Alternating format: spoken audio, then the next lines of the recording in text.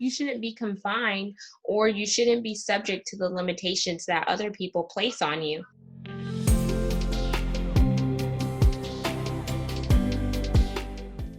Hey everybody, welcome back to Tales from the Journey. I am Stephanie Zamora, and today we are here with Genesis Amaris Kemp, and she has an incredible story of overcoming bullying, systemic racism, and oppression in corporate America. And Genesis, I'm so excited to have you here with us today. Hey, Stephanie. Hey, everyone. Thank you so much for allowing me to be on your platform and share these wonderful wisdom nuggets with you and your tribe. Yeah, I would love to start with you just sharing a little bit more about yourself and what it is that you do. Okay, awesome. So, a little bit fun facts about me. I'm 29 years old. I live in Houston, Texas. I am married. No kids yet. No fur babies, although I really do want a cute little dog. Been married for 2 years now, but been with my husband for 5 years, which it's been great. So I always tell people I test drove the car for 3 years before I love actually that. buying it. Um, my background is oil and gas, so I have 11 and a half years in oil and gas and the energy sector. Been with this particular company for 7 years, and that's where I experienced a lot of the systemic racism, the bullying, and etc. that I went through. And it was actually the breaking point as well as the turning point, because had I never went through those trials and tribulations, it would have never given me, anything to write about or the courage to speak up, not only for myself, but other people who have been slighted in the workforce due to, systemic racism or ageism or sexism or Yeah. whatever the case may be. So it sucks when you're going through something and you wonder why, okay, why am I going through this? But then once you pass the test, things start to, make sense on why you had to go through that pivotal point in your life. Another Yeah. thing, I'm also the youngest out of five, so we're a blended family. And I always tell people I'm the glue that keeps everything together because I'm also the baby. So it's fun. Yeah. Awesome. I love that. I have had a brief stint in corporate America, and there's so much about it that is just not fun. Not fun to navigate, and just the systems that are inherent to a lot of corporations and a lot of companies. And so take us back to when you first got started in corporate America and what that experience was like. Okay. So my first corporate job was actually real estate. So in high school, I was a personal assistant. Didn't really think of real estate as anything, although if I could go back in time, one thing I would do is get my real estate license when it was offered, because I could have been making some really good cash right now. Um, then when I left real estate, I went to the cancer center, which was like really fun because although I was seeing people who were battling, you know, life struggles and stuff, some of them had really inspiring perspectives of life, although they were dealing with something that where they don't know if tomorrow will be their last day, or they don't know if the treatment will work. Like, they came in there with a positive attitude. Like, you could see them not taking life for granted, whereas people who are healthy and strong complain about everything, but people who are sick, depending what they're dealing with, like, they don't see life like that, because tomorrow's not promised, and they live every day like it was their last. So that really helped me. So I did that job for, I think, anywhere from 4 to 6 months, until it got obsolete because a brand new like hospital had opened up in my area. So I was like, oh no. Oh, But the good thing is, like, one of my patients I became really good friends with, and we're still friends till this day. She's like an older lady in her 50s. Like, she's a breast cancer survivor. Like, she is just like wow. incredible. So I was like, oh, okay, it was a reason why I had to go there.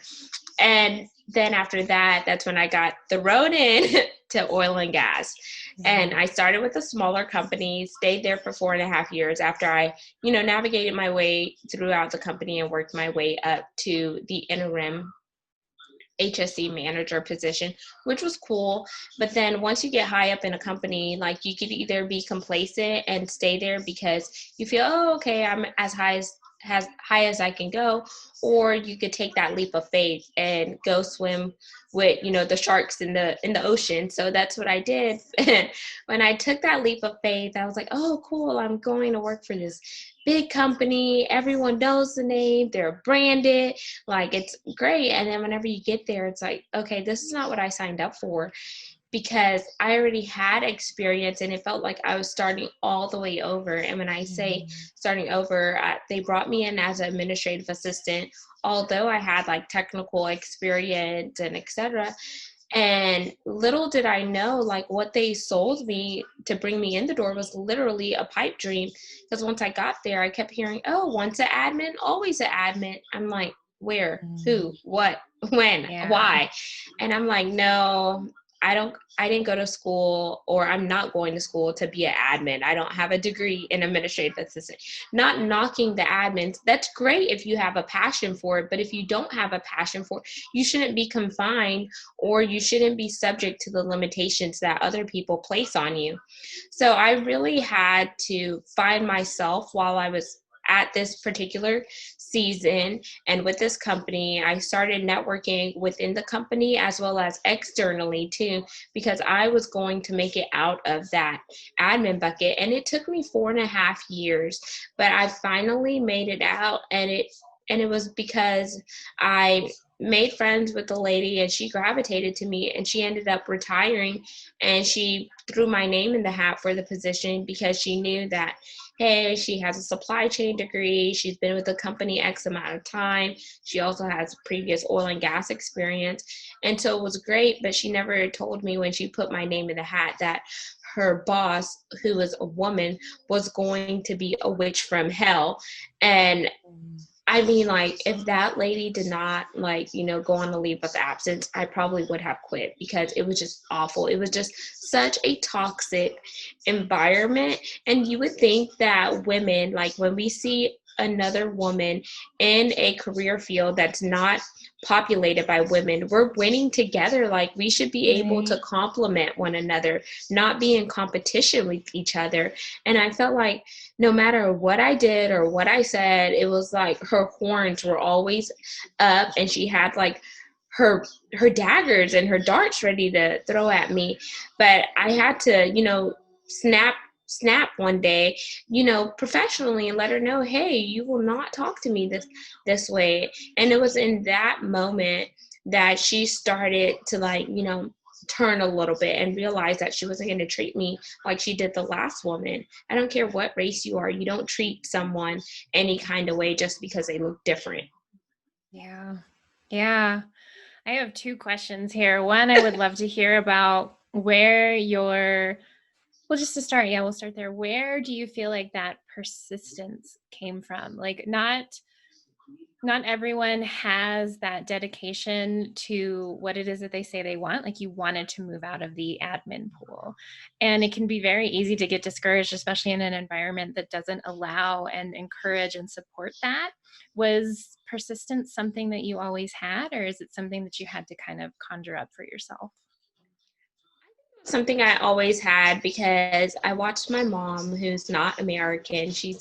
My mom's Caribbean, but she's very, like, passive in a sense, and she's very, like, non-confrontational. And I felt like watching her grow up, there was a lot of times where I felt like people took advantage of my mom because she didn't really speak up for herself, or my dad always spoke up for her. And I was like, I don't want to be that woman. Like, I love my mom to death, but, like, I want to hold my own, and I want people to respect me and not just say, oh, she's nice, she's easygoing, and think that they can walk all over me like a floor mat. No.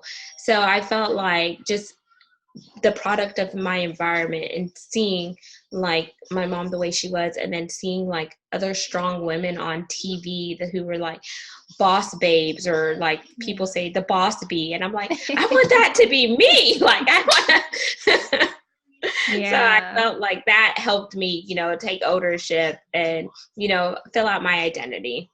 Yeah. And what was it like? I love that you said you finally stood up for yourself to this boss. but you did it professionally. And there's such a balance there to draw a line and say, absolutely not, I won't tolerate this anymore. And what was it like also from the perspective of there's so many people that need to do that, or they need to advocate for themselves and their wants and their needs, but there's a risk, right? There's a risk that if you say the wrong thing, or even if you say anything, that you could get fired, you could get let go. And what was your own internal process around kind of balancing the risk of that with taking a stand for yourself? So I literally weighed the pros and the cons because I was like, okay, not only was my commute long for that role, I was driving easily an hour and a half to 2 hours one way to work. During that time, I got engaged. So, like, literally, my husband, my now husband, planned our entire wedding by himself. So I was like, oh my gosh, he may not want to marry me because I'm not doing like womanly duties. Like, he booked the venue, like he's calling the people, he's looking at color schemes with his mom and all that. So I took that into consideration. Another thing I took into consideration, I'm like, I could either speak up and, get some mental release and some clarity, or I could, remain quiet, continuing to be bullied, hate going to work every day, and literally roll my eyes when I pull up into the chemical plant. Yeah. Or, or I could just take a stand not only for me, but think about those who are coming besides and behind me and pave the way for future generations to come. Because who knows how long this lady's going to be here. And if she keeps like repeating her behavior and no one is checking her, like, how is she going to be aware? Like, does she really want to be that office, bee or witch? Or is it going to take someone who's going to be bold and courageous and, unapologetically them, to let her know you shouldn't talk to people any kind of way? Like, I don't care how you grew up, or I don't care if you're having a bad day, check your emotions at the door, because at the end of the day, we're a team and we should be able to win together. So I did value a lot of things. And then the worst part, like the con of, hey, if I lost my job, like, that's not the only company. There's other companies out there, and it could be a relief, or it could be like, oh, okay, I really screwed that up, but you would never know unless you take action. Yeah, absolutely. That's so true. It's so scary, but it's so important to know what your values are and what's most important to you. Was she the only one bullying you? Were there others? So she was one of the main ones, and then I felt like some of the people in the chemical plant were were bullying in a sense, and I would say like in a form of microaggression, because I was the only African American person on my team. I was also the youngest person, and it felt like when you work in like a chemical plant in oil and gas, there's a lot of good old boys, so the blue collar workers, Yeah. who some of them don't necessarily have a college degree, but they worked their way up, or they knew someone at the company, or they came in due to one of their family members. And whenever you're trying to come in and you're trying to make change, but they don't understand that the change is not really from you, but it's from management, because you have your key performance indicators, so KPIs and metrics to meet, then they feel like, who's this young girl coming in here trying to change things and like shake us up. And I felt like there was incidents where I was butting heads with like one of the ladies out in the field, and like she would just go behind my back, she would change things in the system, she wouldn't update me, and then it was hitting my metrics. So then I had to explain, okay, why is this product coming in earlier? Why are we turning trucks around at the door? Because whenever you turn chemical trucks around, you have to pay for them to still come out to the plant, because that's their time, we're taking them away from another load, and etc. And then like if you have too many components that come in before you hit your safety stock, then you're carrying more inventory that's needed, which you're having to pay for storage space and etc. And then some materials have a shelf life. So I was like, oh my gosh, I have to keep talking through this. And one day I just got so fed up. I was like, you know what? If she wants to order this BS, then just take it off my damn board and let her manage it, because I'm so sick of talking about it during metrics. And they're like, wow. And finally, that supervisor that was bullying me, I like to tell people, I finally prayed her away. It was like the good Lord above answered my prayers, because she left. Yes. And a man came in, and he was like, we broke down all of the barriers, and he got to learn me from me, and I got to learn him, because he said, man, you're not what she made you seem. And I was like, she didn't even give me a chance. Like, she just had Yeah. a wall up. Yeah. What was that process like for the two of you to get to know each other in a different way? It was refreshing, I would say, because it was like, oh, finally, someone that's not trying to go with the mold, like a person with new eyes and new perspectives. And he was also like a younger person, I think. Maybe he was a little younger than her, but he also had worked somewhere else outside of the company. So that gives people perspective too. When you Yeah. come in from another organization, it's like, oh, it's not an end all be all. Like, you're versatile. Yeah. Yeah. Yeah. Something that we talk a lot about on this show and in my work, journey mapping, is having the support of mentors, either external mentors or internal mentors, which internal can be our own connection to source or God or spirit, or just utilizing different wiser parts of ourselves. Was there anyone or any mentors that you utilized to navigate all of this? Yes, there was a really nice African American manager. He was like he was, well, he was older than me, but he was still young in a sense. And he had like came by one day down the hallway. He's like, hey, I just wanted to introduce you. And he told me what his name was. And then he gave me some pointers, because um, when it was really bad with her, I would close my door and I had like a blue sticky note on it that says, knock if you need me, I'm inside here. And he like knocked, and he said, hey, I just wanted to give you a friendly word of encouragement. It's not a good perception for you to have your door closed with a sticky note on it, because it kind of makes you seem standoffish. And so that was kind of like breaking me down in a sense. And I was like, yeah, I had it up there because like, such and such, like her and I aren't seeing eye to eye, and better I have my peace. I could work with my lights off, have natural light in. I had my Young Living oils I would rub on, peppermint or lavender to calm me. I was like, oh, let me get in my zone. And from there, he just started, coaching me and giving me tips and tricks. And that really helped, because he didn't know me from Adam or Eve. But the fact that, he spoke up and told me that, it showed that he cared. And I felt like there was transparency there, and he did it authentically. So I felt like I was able to trust him and go to him with different Yeah. things that were going on. And then outside of work, I had some mentors and friends of mine. Like, one was my old boss, who was my boss at my previous oil and gas company, and I would call her for different things, because I knew she has been in the corporate sector for a long time, and she really helped me. She's like, I don't think you should say that, or if I thought about sending an email, ooh, that kind of sounds harsh or direct. So it was like really good to have like a male as well as a female perspective. Yeah. And then my Yeah. faith in God, like God has definitely had to hold me tight on a tight rope, and sometimes I feel like he was my lifeline. Yeah. Would you mind sharing a little bit more about that? I love talking to people and hearing about like the different relationship to God or spirit or source or that higher power, whatever we want to call it, and how it really helped you to find peace, but also to navigate the situation.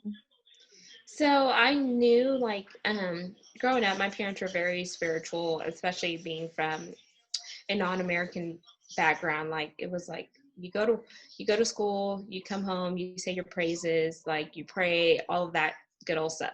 I think my dad's family, they grew up Catholic from South America area, so they were like very into the rosary, the candles, all that. I wasn't that deep involved. And then my mom was more Anglican, but just having that foundation and seeing your parents like pray and like really just trust and have faith, that was instilled in me. So like I felt like when I was going through something, I was like, okay, why don't I just do what my parents did and talk to God? And I would even journal it, write things down, Yeah. because that was my way of getting my thoughts out of my head. I started writing little sticky notes, and I would put them over our bedpost at night. And then I got my husband to do it with me, because it says when two or more are in agreement, he's in the midst. And I would like find different little scriptures that would help me with the situation that I was going through. So that, that's kind of like my process. And I tell people, like, you could just have your own conversation with whoever Yeah. you believe, kind of like you were having a conversation with your friend. Just get in that quiet place and just talk to them, to him. I believe once you have that connection, there's different ways that he speaks to you, and he Yeah. could speak through you. Versus like just exploding or letting your emotions or thoughts out with someone that you really don't trust. Yeah. Yeah. I think faith is such a powerful tool for navigating these challenging chapters and all the big life transitions and all the things that we go through. And what I have seen with faith is there are a lot of people who don't fully understand it. So they have faith when everything is going well, and they believe that because they're praying or they're going to church or they're doing the things that they should be doing to be a faithful person, that they're being rewarded, and that when things go wrong or there's challenges, that they start to lose their faith. And I would love to hear what you would say to people who struggle with faith, because it sounds like you really maintained your sense of faith and you really utilized that relationship to God and to source to help you through it. And so what would you say to people that waver in their faith when things are hard? Don't waver. Just know that there's always a light at the end of the tunnel, and it's always going to get dark before it gets bright. So whenever a storm is coming, like, it always gets dark clouds. You always feel a shift in the atmosphere and stuff. But once that storm is over, like, you'll see a rainbow, you'll see like freshness, like the grass is going to spring, the flowers are going to bloom. But had the storm not came through, would you have seen, the grass get stronger, the earth get saturated, the flowers bloom? And another thing I would say is push, like, pray until something happens. So, like, even if Yeah. you have to write like the big old words down, like PUSH, and then put under pray until something happens. So that's like your reminder. Okay, I'm going to keep pushing. Like, or think Yeah. about it this way, like, um when you're going through, I use this analogy sometimes, when you're going through the car wash, what do they tell you to put your car in? Neutral park. Yeah. Yeah, neutral. They tell you to put your car in neutral. And then as the machine is pulling your car forward, like, your car is getting sprayed with water, you're getting sprayed with soap or wax, triple shine or whatnot. But that car has to take its course through the car wash in order for your car to get clean. But if you had your car on drive, like, how can you honestly go through the drive through at a certain speed? Because you're going to miss the certain elements that you need and that your car needs for refinement and that exterior cleaning. So sometimes we have to just let go and let God, take its course, and we have to, put ourselves in neutral until it comes time to where we need to hit drive. And once we change our gears from neutral to drive coming out of the car wash, we start to look in our rear view mirror. We look on the sides, the left and the right, and we see that our car is shining clean, and you're like, oh, it feels like a new car. But it wouldn't feel like that if we didn't go through neutral. Yeah. So you have to think about it that way. And I use the car analogy because everyone drives, everyone has been through a car wash once or twice or however many times. So I felt like you have to think about little things where in life we have to go through a waiting process. Like, nothing before its time is worth it. So I always tell people, do you want to eat a sweet mango or do you want to eat a sour mango? Because I definitely want the sweet mango. And in order to have a sweet mango, it takes time for the mango to ripe. The mango has to go through certain transformations in order for us to fulfill the sweetness and the tastiness and the savory. But if we eat it before that time, it's not going to be satisfying. Yeah. That's so true. I've had some bad mango. So take us back to your journey. So the witch of a boss left and you got someone new and you're able to build a different, better relationship with him. What happened next?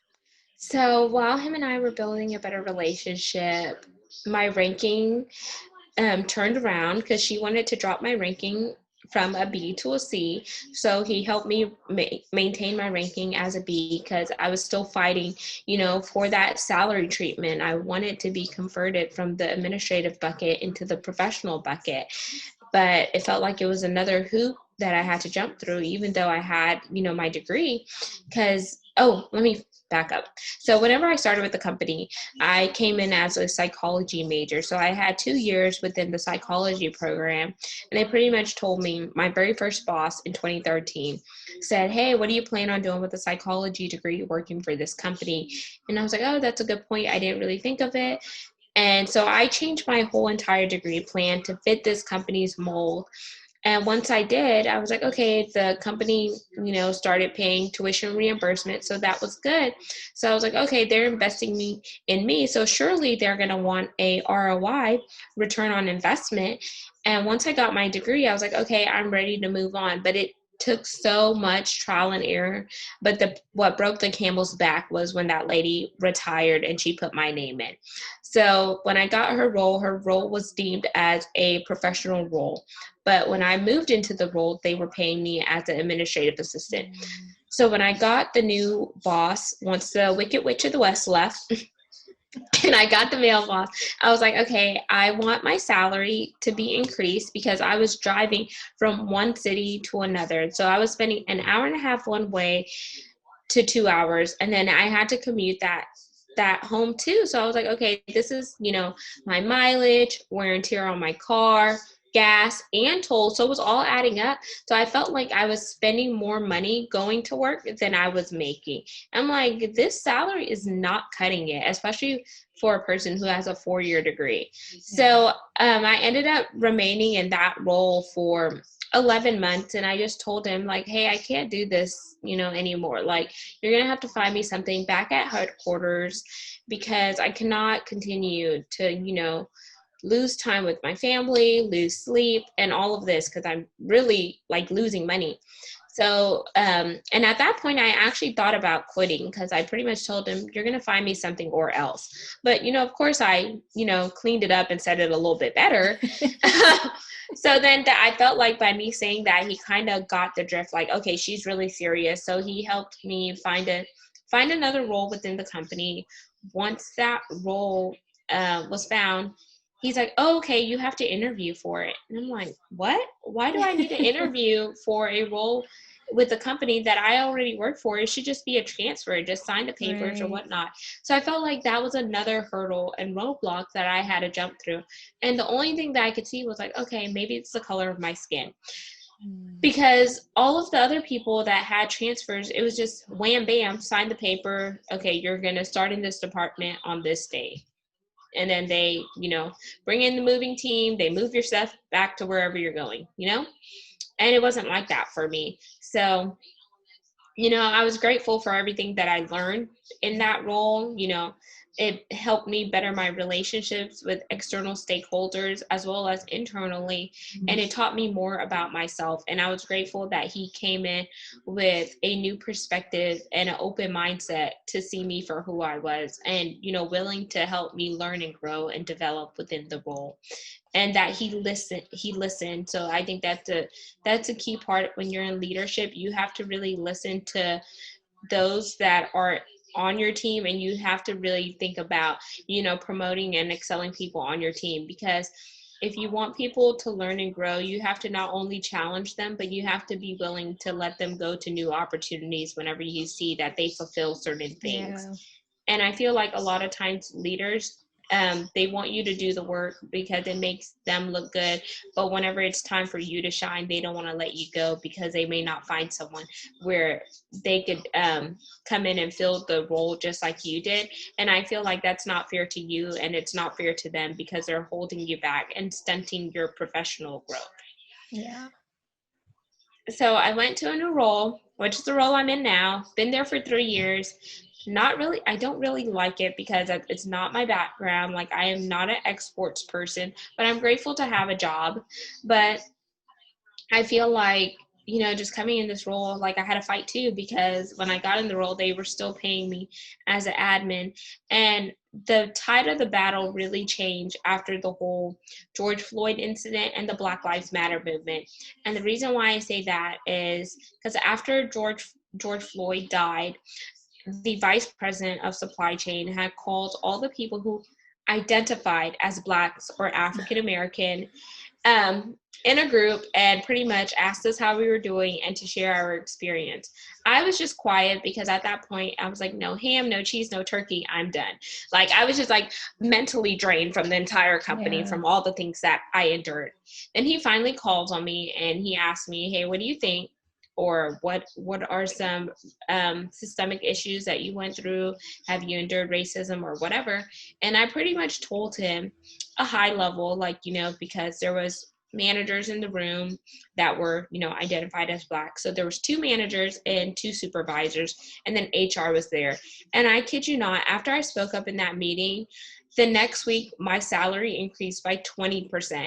So you can Wow. only imagine, for 3 years of doing this current role that I'm in, I was underpaid by 20% in comparison to my peers. So who knows how long I've been underpaid as a whole in the company. And I'm like, okay, so now I felt like they were just giving me the 20% increase as hush money to like, okay, we're just checking the box, like we're making things right in case someone were to come in and audit us on Right. how we were treating our employees. And I felt like, yes, I'm grateful. Like I'm very grateful and thankful for a 20% increase.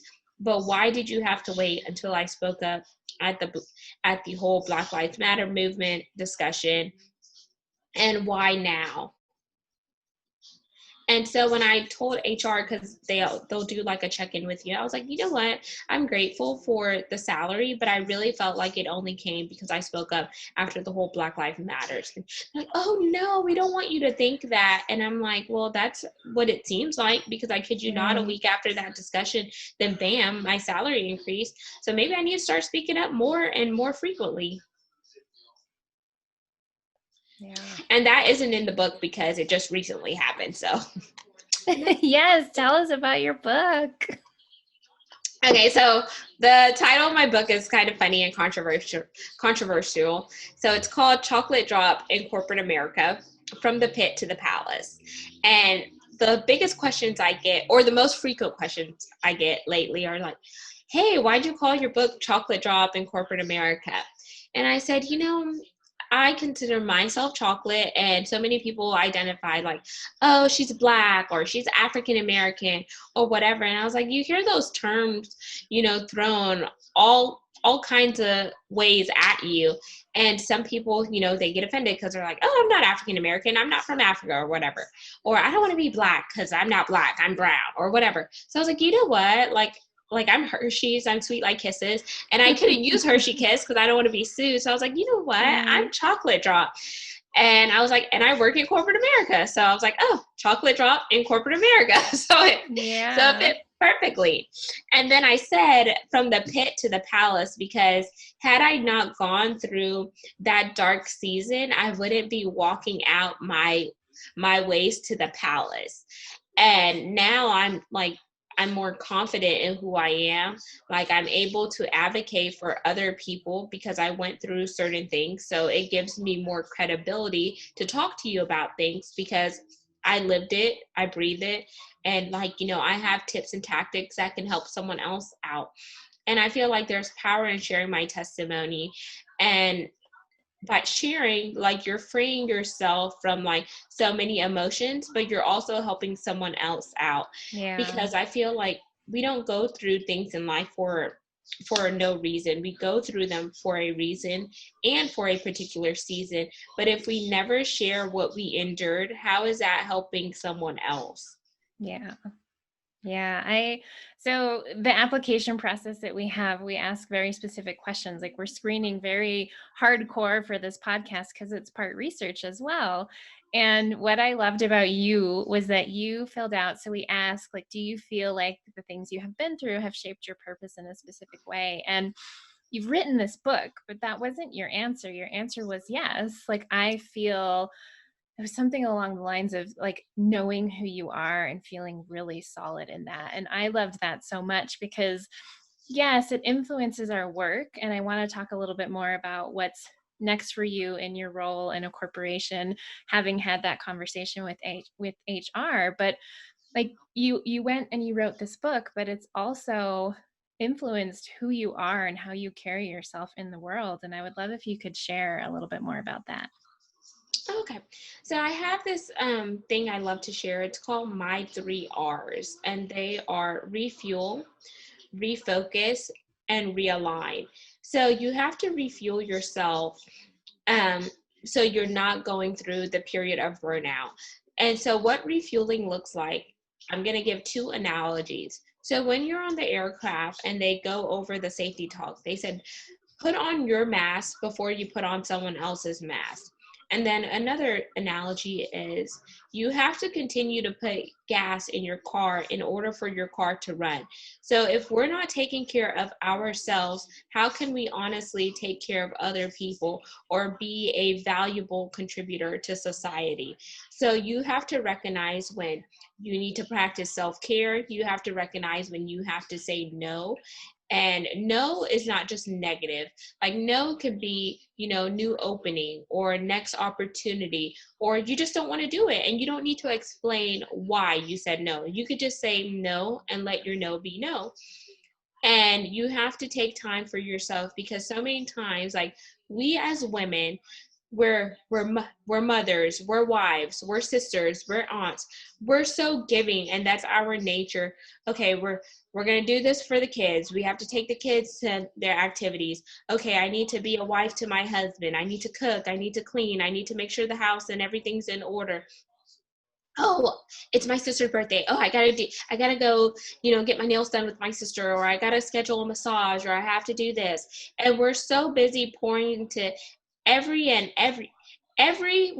and anything in our lives, that whenever it comes time for us, and when it comes time for Stephanie and Genesis, we're so worn out because we're so depleted that we don't have time to practice time for ourselves, or we don't even know what that looks like, because we're so busy giving to others that we can't even fill ourselves up. So it's so important that you refuel yourself. The second part is refocus. So refocus on who you want to be, because so many times in life I get so sick of hearing, "Hey, what do you want to be when you grow up?" But what is like defining you, and it's also a form of confinement. People never stop and ask, who do you want to be when you grow up? And I feel like the who is more important, because the who is a part of your morals, your values, your characteristics, how you treat people, like how you're seen, like how do others see you? How do I see myself? Versus, okay, what? Oh, I'm just a lawyer. I'm just a doctor. You aren't just anything. Like, you are more than a doctor. You're more than a lawyer. And you shouldn't let that keep you, in a bubble. And then the realignment. You have to recalibrate yourself. So analogy is, when you're driving your vehicle, you want to make sure your tires are aligned, so your car doesn't pull to the left or to the right. Without having your car aligned, you're going to be dragging to the left or to the right. But when your car is in alignment, your car is going to run better. Your car is not going to pull from the left to the right. It's not going to sway. Your tires are going to last longer, and etc. So just like we take care of our vehicles to help get us from point A to point B, we need to take care of our temple. Our temple is our body. We have to make sure, we're eating right. We need to make sure we're exercising. We need to make sure, we're practicing mindfulness, whether that's meditation or whether that's just shutting off your brain and spending time with yourself and by yourself, because we need that sometimes. We need to, rejuvenate ourselves. So I think those are very important in defining who you are and what your purpose is. Yeah. And when people ask, okay, what's your purpose? So your purpose is birthed from your passion. Your passion is something that you can do, 9 to 5 and not get paid for it, but you're going to do it because you absolutely love it. And when you're passionate about something, opportunities will come because you're killing it in the game, meaning you are doing the best and being the best because it's something you absolutely love, and someone's not going to force you to do something. But whenever it becomes forced, it's no longer your passion. And your passion is birthing your purpose. So I tell people, you have to, ignite your passion, walk out your purpose, and run into your destiny and calling for your life. And when you can't do that, you honestly can't say that you are being your whole self. You can't say, I'm fully Stephanie or I'm fully Genesis, because you're not being authentic. And people could sense a fake from a mile away. So it's like, okay, purses. Like, women love purses. And to me, I'm like, okay, a purse is cool, but I want to have the money to put inside the purse, not just have the label. So people love these Louis Vuitton bags, love Gucci and Fendi. But what's the point of rocking a Louis bag if you don't have enough money to put in your bag? Or what's the point of having a Stingray Corvette but you're living in an apartment complex? Something that you're not going to own, something that, sure, okay, I don't have to worry about maintenance, like, HOAs or whatnot, but you have to worry about the noise of your neighbors, or, okay, am I walking too heavy, or am I being too loud, or whatever. You have to worry about that. So get your priorities in line. Yeah, absolutely. I love that you said Stingray. I had a 1975 Stingray Corvette when I was in college. It was falling apart, but I loved it. To kind of bring everything to a close, tell us what's next for you. So you had this conversation recently with HR. Is your plan to be more outspoken and vocal? What's next for you in your work and your career as well? So as far as work goes, my job recently announced that they are cutting 1,900 jobs. So I won't know if I'm going to have a job. I won't find that out until the first week of December. So what I am doing is proactively out there looking for work, and then I'm also working on branding myself. So continuing my book journey. My goal is to be on 29 podcasts before the end of the year. And I picked 29 because I turned 29 in August. So I felt like that was symbolic to me. And I just hit 28 yesterday. So I'm almost there, but I'm going to keep on going. That's so exciting. Thank you. Another thing I want to do is I want to take my book, Chocolate Drop in Corporate America. I want to take it worldwide because I feel like more people are dealing with systemic racism as well as systemic issues. And we really need to talk about what inclusion and diversity looks like and what it feels like. It's not just for the company to hire some Hispanics, some Latinos, some Latinas, Asians, or African Americans to check a box to say they are inclusive and diverse, but it's actually about how do you develop those individuals that don't look like the rest of the crop, that aren't, blonde hair, blue eyes, or brunettes, or whatever. How do you develop those minorities and use them to their best assets, but also make sure that you all are complementing them? Okay, if you are not being inclusive and diverse, what can you do to change that? Are you implementing the right policies and procedures to help management see those people for who they are and not just for how they look?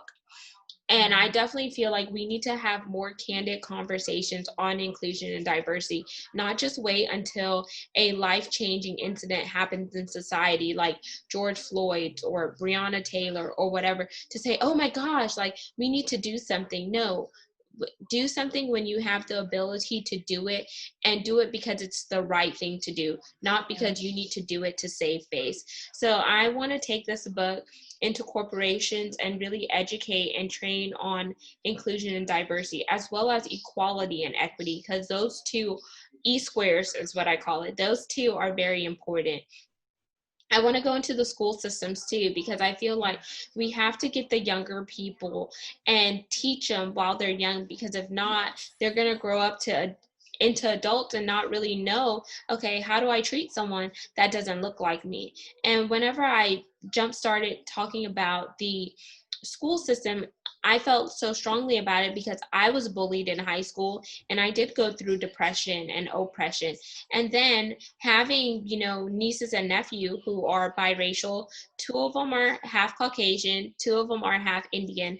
And one of them that is half Indian said that a Caucasian little boy at school said, "Oh, I can't talk to you because my mommy and daddy don't like brown people," at 7 years Wow. old. And I'm like, if a child is hearing that at 7 years old, who knows what they're going to be like when they're an adult, because that garbage and toxicity is constantly being poured into them. So in the school system, we need to help children know it's okay to embrace different cultures. It's okay to embrace differences, because whenever we come together, we are united. Like, we're better when we come together.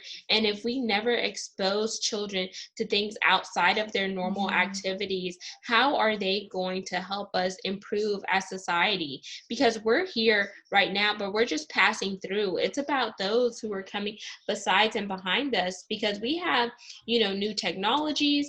We have these kids who are growing up with technology in their hands and all types of way. But if they never, really embrace one another, or say, "Oh, you know what, that guy is really good in his field, maybe I should, build a partnership with him and create an extraordinary experience." But if they don't think about it that way, then we're really stunting the growth. Yeah. So Yeah, yeah. that's so important. I'm so happy to hear that. I feel like there's so much that can be done with adults and in higher education and corporations and all these societal systems, but getting kids while their subconscious is wide open to all of these ideas and beliefs, I think is so incredibly important. So I love that you're doing that. We're going to link to all of your amazingness in the show notes, but please tell everyone where they can find you, where they can get your book, and how they can learn from you. Awesome. So I am on Facebook as Genesis, Genesis, Amaris, Amaris, last name Kemp, Kemp. I have a author page as well. It's called Chocolate Drop in Corporate America. You guys can reach me via email, and yes, it's me. I don't have a assistant or anything. So it's Genesis Amaris Kemp at gmail.com. I do have an Instagram. It's under my other brand, which is at Lady D as in Deborah Richardson. And then my book is available on Amazon. So paperback, y'all. It looks like this for $13. So the price of a Chick-fil-A meal for two or less. I love that. And the Kindle version is $2.99. So very affordable. And don't be discouraged by the title, because on the book, you could actually see people from all different careers and different nationalities, because inclusion and diversity starts with all of us coming together to make this world and society a better place. So united we stand, and divided we fall. It has been a pleasure. Yes, Genesis, thank you so much for being here and for sharing your story and all of your wisdom. Thank you so much. Thank you so much for joining us today and for being a part of this powerful community of purpose-driven individuals. We have a ton of free resources for you at www.talesfromthejourney.tv/free, including access to an 8-week sampler of our renowned journey mapping program. That gives you instant access to impactful training lessons, life-changing exercises, and our signature AccuSesh processes that you can implement immediately. We'd love your help in getting the message out and growing our community, so please take a moment to share this episode, subscribe to the podcast, and leave us a review on iTunes. I'll catch you in the next episode.